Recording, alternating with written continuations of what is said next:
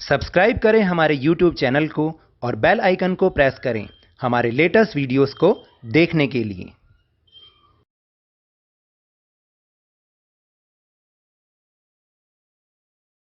Worksheet शुरू करने से पहले एक ज़रूरी इन्फॉर्मेशन। इस शनिवार 27 फरवरी को आपको आखिरी वर्कशीट मिलेगी और इसके बाद आपको कोई भी वर्कशीट नहीं मिलेगी। ये ऐसा हमारा शिक्षा निदेशालय का आदेश है जो कि हमें एक सर्कुलर से मिला है।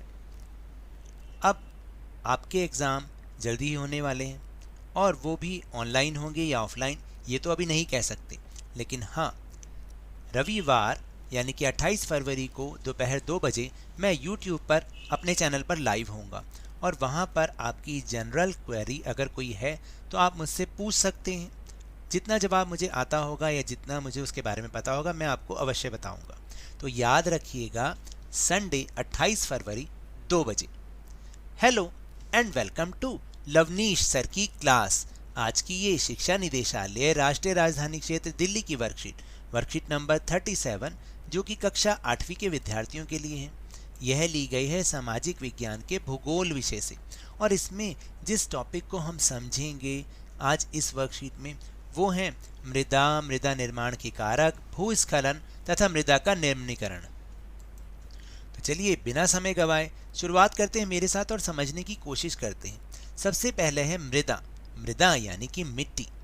पृथ्वी के पृष्ठ पर दानेदार कणों के आवरण की पतली परत को मिट्टी कहते हैं, यानी वो जो पतली परत होती है वो मृदा कहलाती है। दानेदार कणों के आवरण की पतली परत वो है मृदा। यह भूमि से निकटता से जुड़ी है। स्थल रूप मृदा के प्रकार को निर्धारित करते हैं, यानी कि जैसा स्थल होगा वैसी ही मृदा भी होगी। मृदा का निर्माण चट्टानों से प्राप्त खनिजों और जैव पदार्थ तथा भूमि पर पाए जाने वाले खनिजों से होता है। अब आप समझिए कि मृदा का निर्माण कैसे होता है। यह अपक्षय की प्रक्रिया के माध्यम से बनती है, यानी टूटने की क्रिया के माध्यम से बनती है। खनिजों और जैव पदार्थों का सही मिश्रण मृदा को उपजाऊ बनाता है, यानी जिस मिट्टी में खनिज और जैव पदार्थ ज़्यादा होंगे वो मिट्टी उतनी ही ज़्यादा उपजाऊ होगी। चलिए अब हम समझते हैं मृदा निर्माण के कारक कौन कौन से हैं। मृदा निर्माण के मुख्य कारक इस प्रकार हैं, जैसे कि पहला है जनक शैल का स्वरूप।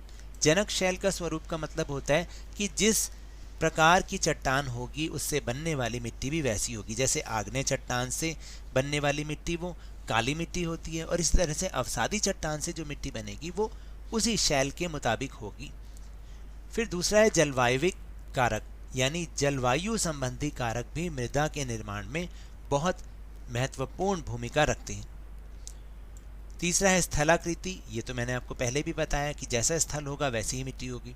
जैव पदार्थों की भूमिका, यानी सड़े गले पदार्थ, जैव पदार्थ जितने ज़्यादा उस मिट्टी में मिले होंगे वो मिट्टी उतनी ही ज़्यादा उपजाऊ होगी।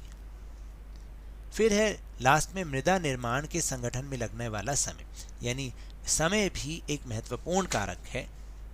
और देखिए यहाँ पर आपको बता भी रखा है कि इसमें से जनक शैल से क्या होता है और जो कारक दे रखे हैं वो उनको बता रखा है यहाँ पर कि जैसे जनक शैल रंग, गठन, रासायनिक गुणधर्म, खनिज मात्रा, पारगम्यता को निर्धारित करता है जो जनक शैल होता है। फिर उच्चावच, तुंगता और ढाल मृदा के संचय को निर्धारित करते हैं।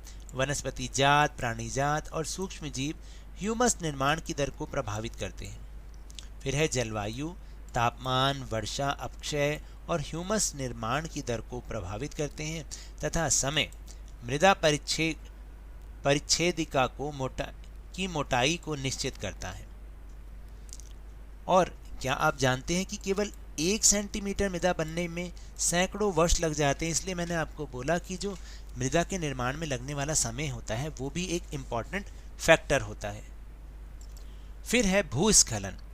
भूस्खलन तो आप समझते ही हैं ना, कि जैसे अभी आपको पता हो चमोली जिले में जो आया था वो भी एक भूस्खलन था जिसके कारण बहुत ज़्यादा नुकसान हुआ।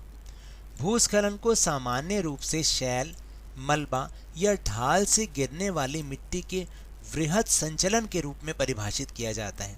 वे प्राय भूकंप, बाढ़ और ज्वालामुखी के साथ घटित होते हैं। लंबे समय तक भारी वर्षा होने से भी भूस्खलन होता है। तो अब आप समझे कि भूस्खलन कैसे होता है और इससे कितनी जान माल की नुकसान होती है। फिर है न्यूनीकरण या क्रियाविधि। वैज्ञानिक प्रविधियों के विकास से हमें समझने की शक्ति मिली है कि भूस्खलन उत्पन्न होने के कारण के कौन कौन से कारक हैं और उनका प्रबंधन कैसे करना है। भूस्खलन को रोकने की कुछ प्रविधियां निम्नलिखित हैं, जैसे भूस्खलन प्रभावी क्षेत्रों का मानचित्र बनाकर इसमें प्रभावित होने वाले स्थानों को इंगित करना। इस प्रकार के इन क्षेत्रों को आवास बनाने के लिए छोड़ा जा सकता है। भूमि को खिसकने से बचाने के लिए प्रतिधारी दीवार का निर्माण। भूस्खलन को रोकने का सबसे प्रभावी तरीका वनस्पति आवरण में वृद्धि करना है।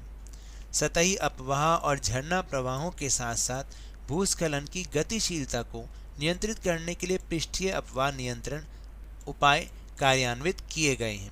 यानी ये कुछ उपाय हैं जिनसे कि भूस्खलन को कम किया जा सकता है। फिर इसके बाद है मृदा का निम्नीकरण। निम्नीकरण का मतलब होता है कि मृदा की क्वालिटी जो है वो डाउन होना। मृदा अपरदन और क्षीणता। मृदा संसाधन के लिए दो मुख्य खतरे हैं। मानवीय और प्राकृतिक दोनों ही कारकों से मृदाओं का निम्नीकरण हो सकता है।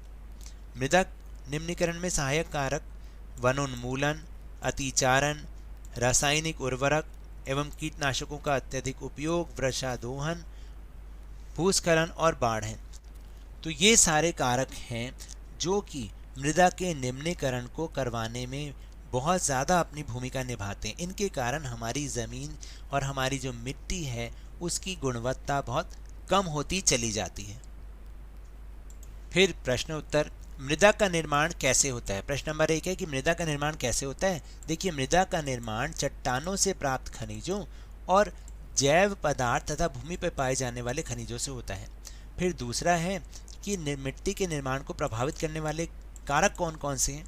तो मैंने यही लिख दिए हैं: जनक शैल का स्वरूप, जलवायविक कारक, स्थलाकृति, जैव पदार्थों की भूमिका, मृदा निर्माण के संगठन में लगने वाला समय। और आखिरी प्रश्न है कि भूस्खलन को कम करना क्यों जरूरी है, क्यों आवश्यक है। देखिए, मृदा अपरदन को रोकने तथा जान माल का कम से कम नुकसान होने के लिए भूस्खलन को कम करना बहुत ही ज़्यादा अनिवार्य है।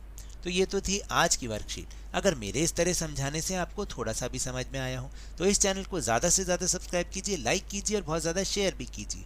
और हाँ, मेरे साथ इसी तरह आसानी से वर्कशीट को समझते रहिए, लेकिन ध्यान और मन लगाकर पूरी मेहनत और लगन के साथ ऑनलाइन ही सही पढ़ते जरूर रहिए।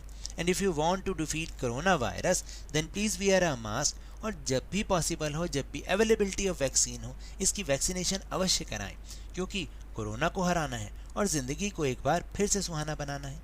इसी उम्मीद के साथ बहुत बहुत धन्यवाद।